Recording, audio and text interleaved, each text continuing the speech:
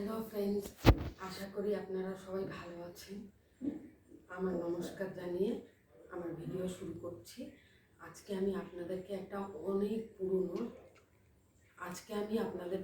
অনেক পুরনো রুটির একটা তরকারি দেখাবো, যেটা আপনারা রুটি, পরোটা, লুচি সব কিছুর সঙ্গে খেতে পারবেন। আসুন দেখা যাক আমি সেটাকে কিভাবে বানাই। দেখুন বন্ধুরা, এটা করতে আপনাদের খুব বেশি যে তেল লাগবে তাও না, কোনো সেরকম মশলাও লাগে না। তা আমি এখন কড়াইতে আমার আন্দাজ মতন আমি একটু তেল দিয়ে দিচ্ছি। আপনারা যদি এই তরকারিটা একটু তেল বেশি মনে করেন খাবেন, খেতে পারেন, বা আপনারা কম তেলে রান্না করবেন, সেটাও আপনাদের ব্যাপার। এবার আমার কড়াইয়ের দেখুন তেলটা গরম হয়ে গেছে। খুব বেশি গরম করার দরকার নেই, যতটুকু গরম হওয়া দরকার না তো পুড়ে যাবে।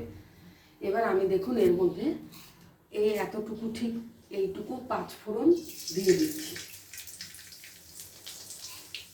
আর একটু দিচ্ছি আমি, কেন আমার আজকে তরকারির পরিমাণটা একটু বেশি আছে, সেই জন্য। এবার এটার একটু গন্ধটা বেরোতে দিই। সুন্দর একটা গন্ধ বেরোলে তখন আমি সবজিগুলো ছাড়বো।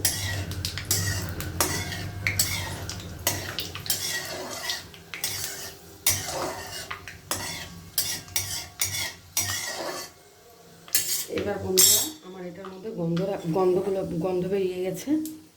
এবার আমি প্রথমে দেবো হচ্ছে এরকম লম্বা লম্বা করে কেটে রাখা আলু।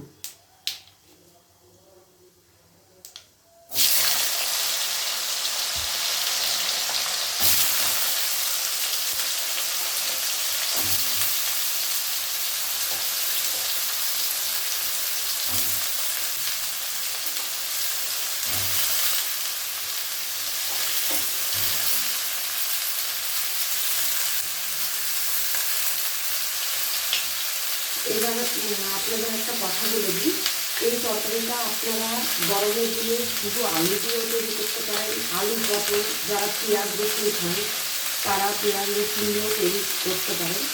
আর আমি এখানে এটা আলু পরে এবার ফুলকপি দিচ্ছি। এটা একটা অনেক পুরনো রান্না, এটা খুব খেতে ভালো হয়।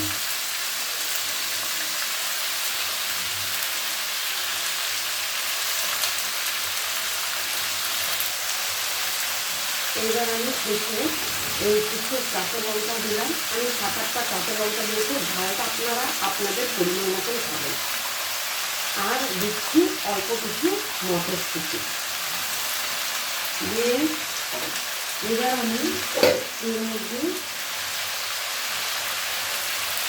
এই 1 চামচ মতন হলুদ আর একটুখানি 1.5 চামচ মতন আমি হলুদ দিলাম।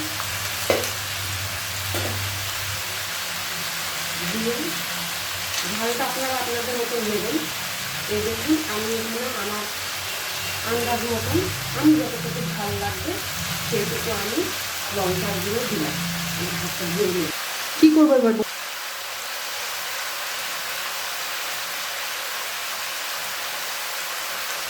এবার আমি এর মধ্যে একটু চিনি দিয়ে দিলাম আন্দাজ মতন।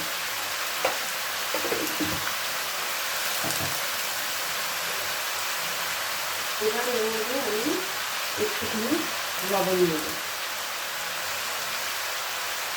দিয়ে এবার আমি এই সমস্ত সবজিগুলোকে, এর মধ্যে আর কোনো মশলা দেওয়ার দরকার নেই, এর মশলা এটাই। এবার আমি এই সবজিটাকে এখন একটু নাড়াচাড়া করে, যখন এটার একটুখানি তেল বেরোবে তখন আমি এর মধ্যে একটু গরম জল দিয়ে দেবো।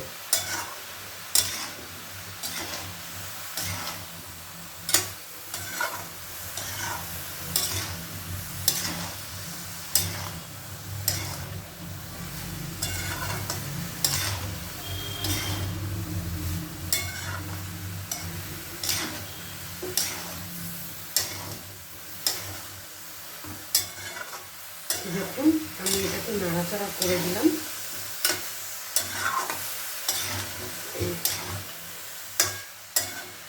যেটা আপনারা পেঁয়াজ রসুন দিয়ে খাবেন সেটা আমি বলে দিচ্ছি আপনাদেরকে।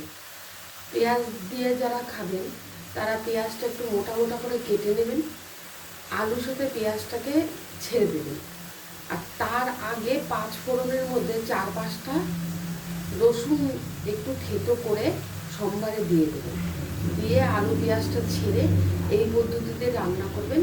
সেই রুটির তরকারিটাও খেতে খুব ভালো হয়।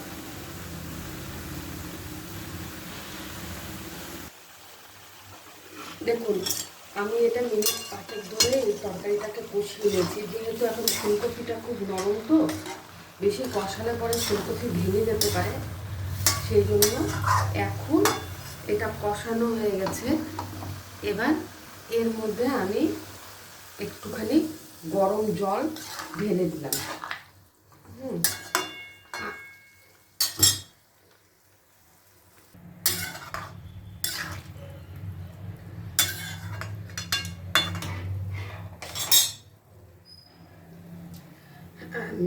এবার আমার এখানে আমি আন্দাজ মতন জল দিয়ে দিয়েছি।